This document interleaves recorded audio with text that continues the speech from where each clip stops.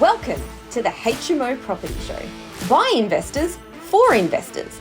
Catch us weekly as we discuss all things cash flow positive property investing. Whether you're a seasoned investor, a new landlord, or just curious about property investing, this is the podcast for you.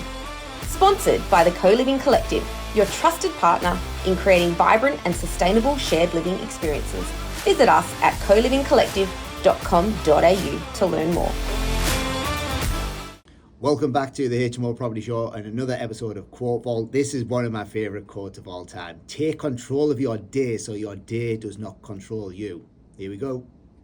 You see, I don't know if you've ever been guilty of this, but I know some people, maybe they're riding down the freeway on the way to their job in the morning, neither thinking negative or positive. I mean, they're just kind of in neutral, and all of a sudden some idiot pulls right in front of them, and they hit their brakes and the horn all at the same time, and they shake their fist, they really get after them. Why don't you watch where you're going, you dumb bunny? I could have been killed. Not only do they proceed to give them a piece of their mind there, but when they get down to the office, they rant, they're raving, they're whooping, they're shouting, they're snorting, they scream, and they're hollering, they just carry on. Why don't they make people around here get licenses that don't know how to drive here? I mean, this is wild. This is crazy.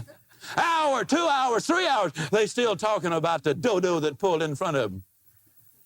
And in the meantime, the man who committed the dastardly deed rides merrily along,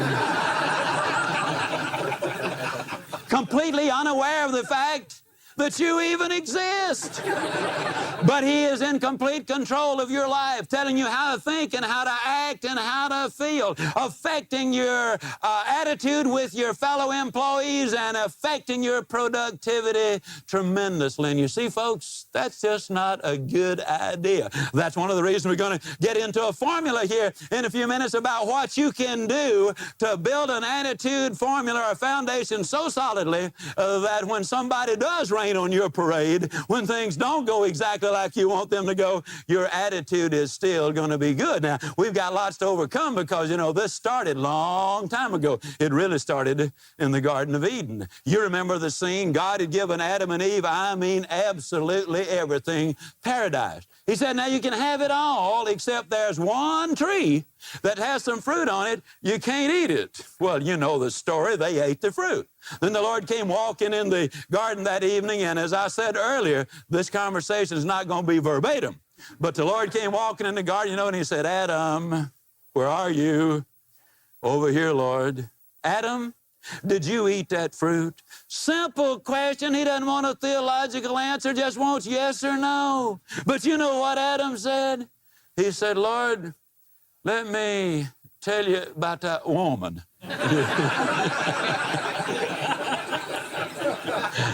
The Lord said, Eve, did you eat that fruit? Simple question. Yes or no is all he wants. But Eve said, Lord, let me tell you about that serpent.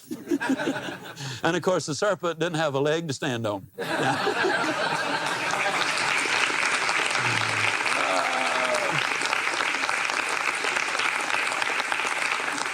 Now, what I'm going to say to you is that you don't have a leg to stand on either. When you blame other things and other people for your difficulty, I want to simply say to you that you can learn to respond instead of reacting. And that really is what this segment of Born to Win is all about. I want to tell you that every action is preceded by a thought. And every thought is preceded by input into your mind. So you see, when you control the input, you control the thoughts which control your action. That's the reason it is so critical that we be careful about what our children, and for that matter, what we permit to go in our minds. I'm distressed many times when we have educators on occasion, some of them, who will say, get an education, it's important. What you put in a kid's mind is vital. Then on the other hand, they will say, but don't worry about censorship, because after all, what possible harm could come from the things you put into their minds? Now, folks, that really doesn't make any sense at all. Now, I want to simply say as we go through this, again, I'm not going to tell you it's easy because I don't think life is. I think life's tough.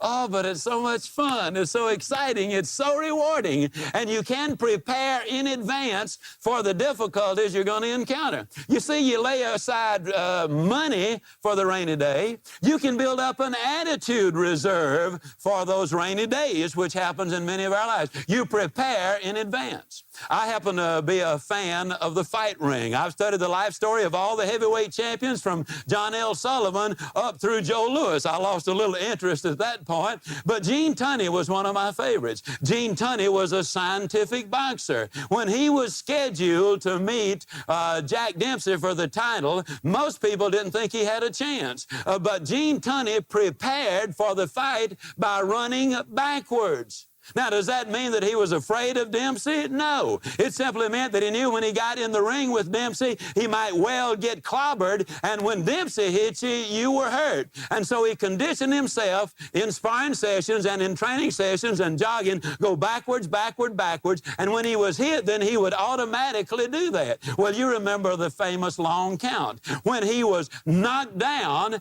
and they started to count, Tunney himself says that he was in complete control of his faculties. And he started to get up, but then he remembered all of the training. You see, every fighter who has ever been in the ring, when he's hurt, really thinks he's all right. And so Tunney wisely stayed down, and he went on, and a lot of people don't realize this, but he knocked Jack Dempsey down in the next round, went on to defend his title successfully for the championship. He had prepared in advance. You see, you are going to encounter some difficulties, and what I want to do is simply to give you a formula so that you can literally be ready for the negatives of life and be prepared to accept all of the good things in life, which are, in fact, going to come your way. Now, there are several steps to it. The first step, which you need to follow in this formula, is you need to reverse the way you get up. Now, I don't mean that you get out of bed backwards, but I simply mean that you reverse the way you get up. You know how a lot of people get up, you know. The opportunity clock sounds off, you know, and you reach over and maybe you finally find it and you shut it off. And you slap your face a time or two and you say, oh, hon, is it time to get up and go to work again? You know, a lot of people start every day that way. But in the future, you're not going to start that way. You have made a commitment to yourself to take certain steps. And so when that opportunity clock sounds off tomorrow morning, you're going to reach over and you're going to shut it off. Now, I think that's important. You know, and then you're going to sit straight up in bed and you're going to slap your hands and you're going to say, oh boy, it's a great day to get out there and get them. Now, I want you to get the scene. Here you are, and you're sitting on the side of your bed. Your hair is down in your eyes. You're slapping your hands if they hit, and you're acting like an 8-year-old child, and you're saying, oh, boy, it's a good day to get up and get them. Now, let me tell you something. If you live to be 1,000, you'll never tell a bigger one than that one. But two things. First of all, you are up. And that is where you wanted to be when you set that opportunity clock to sound off the next morning. Number two, you are starting to take control of the day instead of letting the day take control of you. Then there's a third thought, you see. You did not decide to get up when you set that opportunity clock the night before. What you do is you decided when you set the clock, I am going to get up. Now what you're going to do is decide how I'm going to get up at the sound of the clock. You can either get up negatively or you can get up positively. The way I'm talking about now is a very positive way to get up. Now, I don't recommend you do this for a lifetime, but I will say that if you'll do it for 21 days, you will begin to experience some rather exciting things which will be happening in your life. And I want to also say that you are digging just an awful lot deeper than you realize. You see, when you sow an action, you reap a habit. When you sow a habit, you reap a character. And when you sow a character, ladies and gentlemen, you reap a destiny.